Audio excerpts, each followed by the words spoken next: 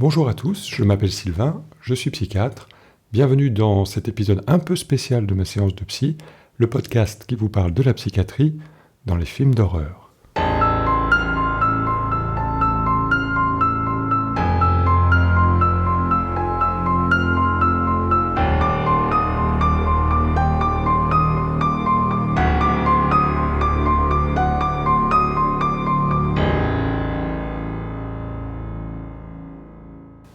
La période d'Halloween m'a semblé être le moment idéal pour aborder le thème de la peur, cette émotion primaire, véritable système d'alarme de notre organisme, capable de provoquer chez nous des sensations aussi bien désagréables que parfois très agréables a posteriori. Le cinéma s'est évidemment régulièrement approprié cette peur pour captiver son public. Le tout premier film d'horreur s'appelait Le Manoir du Diable. Il a été réalisé en 1896 par Georges Méliès.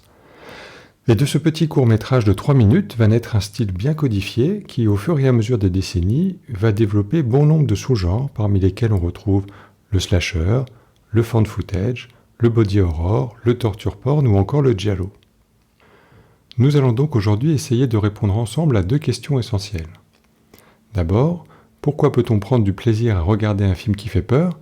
Et ensuite, comment est-ce que le cinéma va utiliser la psychiatrie pour alimenter l'angoisse dans les films d'horreur ?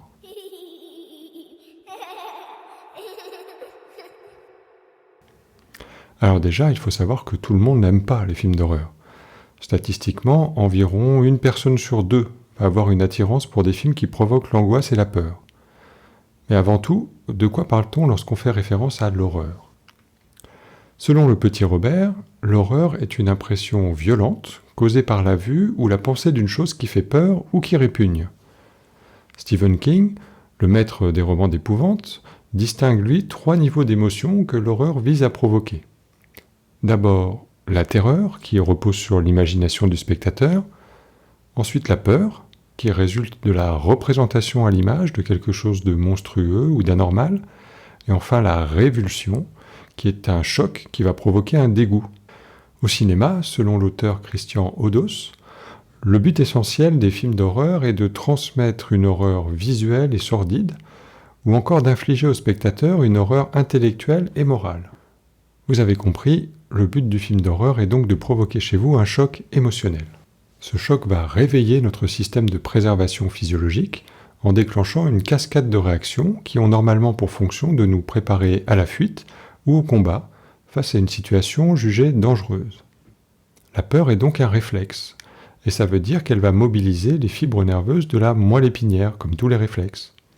Et parmi elles se trouve un système nerveux qui porte assez mal son nom, c'est le système nerveux sympathique. C'est lui qui a pour fonction de préparer notre organisme à la fuite. Il va donc, par l'intermédiaire de l'adrénaline et du cortisol, accélérer notre rythme cardiaque et respiratoire, contracter nos muscles, ralentir notre digestion, dilater nos pupilles ou encore réduire notre champ de vision pour le focaliser sur l'objet du danger. La particularité de ce système, c'est que s'il est stimulé pendant suffisamment longtemps, eh bien il finit par saturer et s'épuiser, ce qui va avoir pour conséquence, grâce au phénomène d'habituation, de procurer un apparent soulagement. Le modèle qui explique le mieux la sensation de plaisir qu'on peut ressentir à se faire peur est ce qu'on appelle la théorie du transfert d'excitation. En gros, l'excitation résiduelle d'une première stimulation entraîne une réponse d'excitation pour un autre type de stimulation. Par exemple, plus on ressent de peur ou de colère face aux actes du méchant dans un film, plus on prendra de plaisir à le voir être vaincu à la fin. Et qui dit plaisir dit système de la récompense, c'est-à-dire le système limbique. En effet, plus notre système limbique va être stimulé, plus il va en redemander. Et c'est pour ça que les personnes qui habituellement recherchent des émotions fortes via des manèges à sensations, les sports extrêmes ou les substances psychoactives sont plus attirées que les autres par les films d'horreur. Il existe aussi un intérêt concret à se faire peur. S'exposer à des films d'horreur dans le contexte sécurisant d'une salle de cinéma ou de son canapé permet d'entraîner son système nerveux à anticiper des situations de danger potentiel et de pouvoir à l'avance élaborer des solutions. Le stress est donc, comme dit tout à l'heure, un moyen de s'auto-préserver.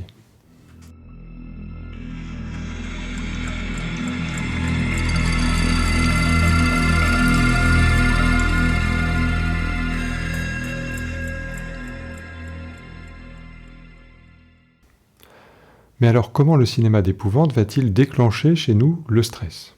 Eh bien, il va convoquer nos peurs les plus archaïques, à savoir la peur du noir, la peur de la mort, la peur de la contamination, et bien évidemment, celle qui nous intéresse aujourd'hui, la peur de la folie.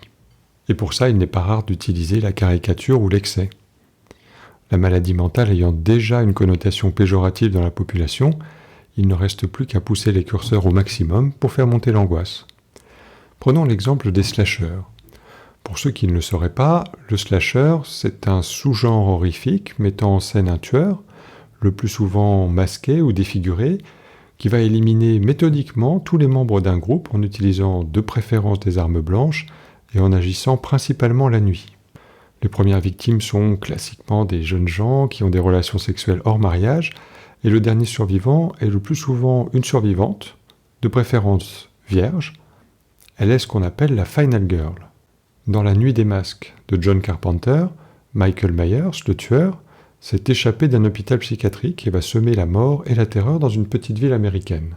Ici, la maladie mentale est réduite à sa plus simple expression, le personnage tue des gens parce qu'il a perdu la raison.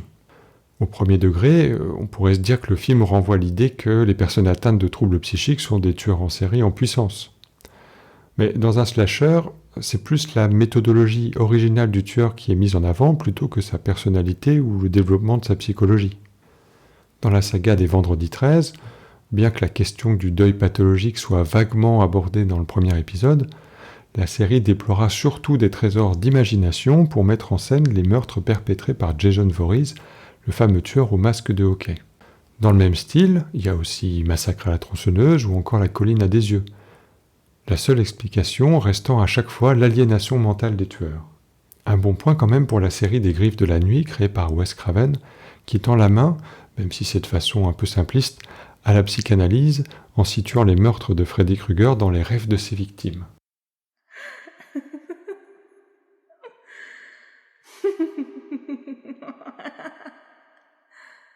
Le cas des torture porn est un peu différent. Cette fois-ci, on touche au concept de sadisme et de sadomasochisme. La série des films Hellraiser de Clive Barker convoque de façon une fois encore caricaturale et exagérée les notions de plaisir et de souffrance. Elles sont incarnées par les Cénobites, des créatures démoniaques menées par le célèbre Pinhead, dont le nom vient du fait qu'il a littéralement des clous plantés sur tout le crâne. Dans le film, les Cénobites apparaissent lorsque les victimes manipulent une boîte noire ornée de filigranes dorées appelée la boîte de Le Marchand. Une sorte de casse-tête sophistiqué, si vous voulez, dont la manipulation ressemble beaucoup à des caresses sexuelles.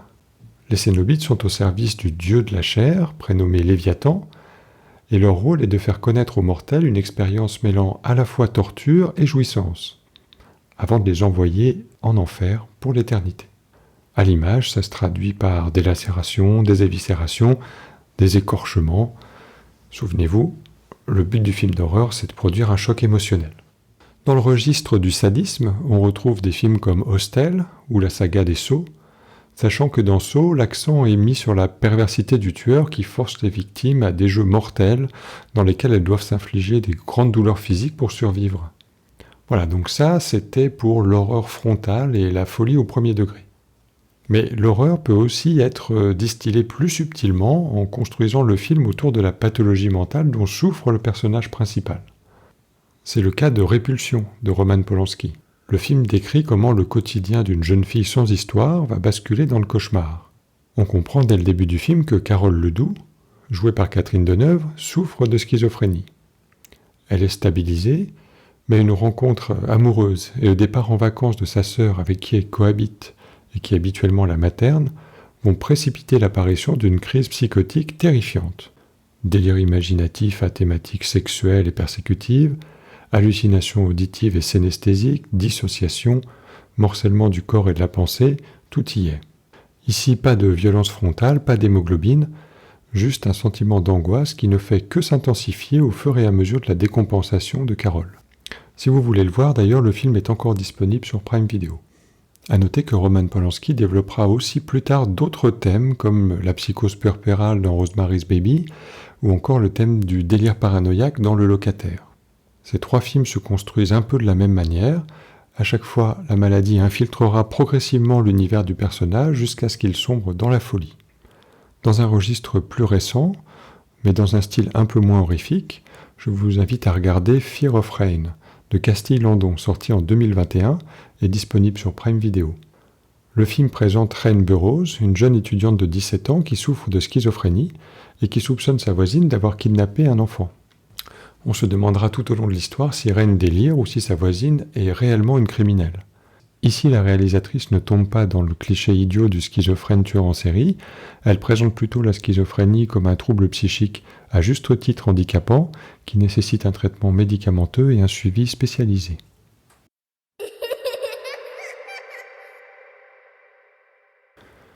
Parlons maintenant de la représentation des soignants et de l'institution psychiatrique. L'hôpital psychiatrique déjà.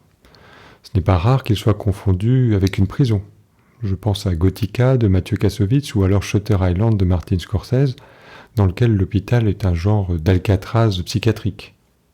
Sinon, les psychiatres, lorsqu'ils ne sont pas des tortionnaires, tentent aussi des expériences sur les patients. Dans le film The Cell, par exemple, Jennifer Lopez utilise un espèce de dispositif de réalité virtuelle pour pénétrer dans l'esprit des patients et soigner leur pathologie de l'intérieur. Sauf que tout va se compliquer lorsqu'elle devra explorer l'esprit d'un tueur en série schizophrène qui séquestre ses victimes avant de les noyer. Ici, la maladie mentale est représentée comme une créature maléfique qui infiltre et pervertit la pensée de sa victime en soumettant sa conscience. La direction artistique du film est un peu particulière, mais je vous recommande si vous êtes à la recherche d'une bonne série B. Ensuite, dans le genre du body horror, il y a un des premiers films de David Cronenberg. Intitulé The Brood, il est étrangement traduit en français par le titre Chromosome 3. Ici, le psychiatre est présenté comme un gourou. Il est vénéré comme un pionnier de la psychiatrie. Dans la chambre d'une de ses patientes, on trouve même sa photo entre celle de Freud et Jung. Et donc le docteur Reglan, le psychiatre en question, expérimente un nouveau type de psychothérapie appelé psychoprotoplasme. Cette thérapie permet aux malades de matérialiser leur névrose sous forme de lésions cutanées. L'intrigue tourne autour de la relation thérapeutique entre le docteur Reglan et une de ses patientes qui est en train de divorcer. Lorsqu'elle parle en thérapie d'une personne de son entourage, eh bien ces personnes sont sauvagement assassinées par de petits enfants monstrueux habillés en anorak. Cronenberg dira plus tard que ce film était son Kramer contre Kramer à lui, puisqu'il a vécu un divorce difficile avec son ex-femme qui appartenait à une secte antipsychiatrique. À l'époque, il avait dû même littéralement kidnapper sa fille pour la récupérer.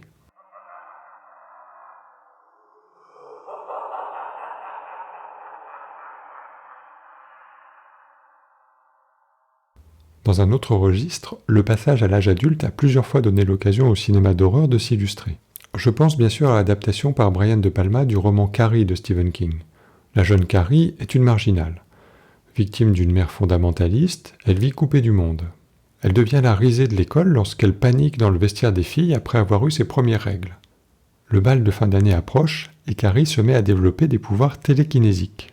Ce film présente le passage de l'enfance à l'âge adulte à travers la révolte de Carrie contre sa mère, mais aussi plus généralement contre le reste de la société. La scène du massacre lors du bal de promotion reste encore aujourd'hui une référence du genre, ne serait-ce que par le split screen qui décuple la terreur, ou les yeux bleus écarquillés de Sissy Spacek et son corps recouvert de sang. Un film à voir donc. Dans le même genre, arrêtons-nous aussi sur le film Grave de Julia Ducournau. Vous la connaissez sûrement puisqu'elle a reçu en 2021 la Palme d'Or au Festival de Cannes pour son film Titane. Dans Grave, on découvre Justine, une étudiante vétérinaire issue d'une famille végétarienne, qui suite au bizutage lors de son séjour d'intégration, va découvrir sa nature cannibale. Comme Carrie, le film aborde lui aussi le thème de la maturité, mais cette fois-ci à travers le prisme du rite de passage. Que ce soit par l'abandon du foyer familial, le bizutage des premières années ou le premier rapport sexuel, Justine va douloureusement prendre conscience de sa condition de jeune adulte et du monde qui l'entoure. L'anthropophagie est souvent associée au cinéma horrifique parce qu'elle montre l'image choquante de la désacralisation du corps humain qui est réduit au simple état de morceau de viande. Elle est suggérée dans Le silence des agneaux, c'est le cas d'Hannibal Lecter, ou plus frontale dans le film Cannibal Holocaust. Et pour faire le lien avec la maladie mentale, il existe de rares cas, mais très médiatisés, de tueurs en série cannibales dans l'histoire. Jeffrey Dahmer tuait des victimes avec une perceuse puis les violait avant de consommer certaines parties de leur corps. Mais on pourrait aussi citer Edmund Kemper, Issei Sagawa ou encore Anna Zimmerman. Voilà donc un échantillon de la façon dont le cinéma d'horreur s'inspire de la psychiatrie. Il existe évidemment plein d'autres exemples, mais n'oubliez pas que l'horreur est un style très codifié et que dans la plupart des cas, la maladie mentale reste un ressort scénaristique.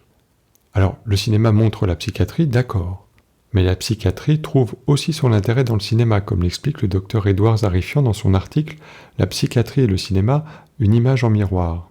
Il précise qu'aux États-Unis, tous les films ayant pour thème les pathologies psychiatriques sont répertoriés et peuvent être utilisés pour l'enseignement. Et j'ajouterais que dans le cas des films d'horreur, le visionnage de certains d'entre eux peut avoir un effet thérapeutique en nous aidant à apprivoiser nos peurs. Dans une étude parue en 2019, Kerr et ses collègues ont montré que l'euphorie ressentie par les participants après avoir regardé un film d'horreur ou visité une maison hantée pouvait les aider à affronter les facteurs de stress ultérieurs, en inhibant les réactions neurochimiques aux stimuli aversifs. Dans la mesure où ce phénomène est reproduit, il pourrait être utile aux interventions cliniques, écrit-elle.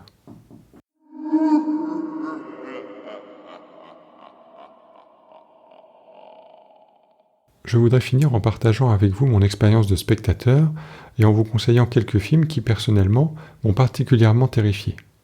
Tout d'abord, L'échelle de Jacob d'Adrian Lyne. Difficile de le présenter sans révéler l'intrigue, mais sachez que ce film a été la principale source d'inspiration du jeu Silent Hill, un des plus angoissants jamais réalisés ces 20 dernières années, et qui a donné lieu à toute une saga et 2 adaptations cinématographiques. Ensuite, je tiens à citer les 2 films d'Ari Aster que sont Hérédité et Midsommar, 2 films qui vous terrifieront sans abuser du jumpscare et qui installeront une ambiance malaisante qui ne vous laissera pas indemne. Enfin, Last Night in Soho, le dernier film d'Edgar Wright, sorti en 2021, et qui est passé complètement inaperçu en France, alors qu'il rend magnifiquement hommage au giallo, ces thrillers érotico-horrifiques italiens très en vogue entre les années 60 et 80. Mention spéciale pour le film The Vigil de Case Thomas, sorti en 2020. Mettant en scène la religion juive, il va suivre la nuit de Yaakov, un jeune qui va endosser pour gagner un peu d'argent le rôle de Shomer, un genre de gardien funéraire, et veiller dans la maison de Madame Litvak sur le corps sans vie de son mari décédé le jour précédent.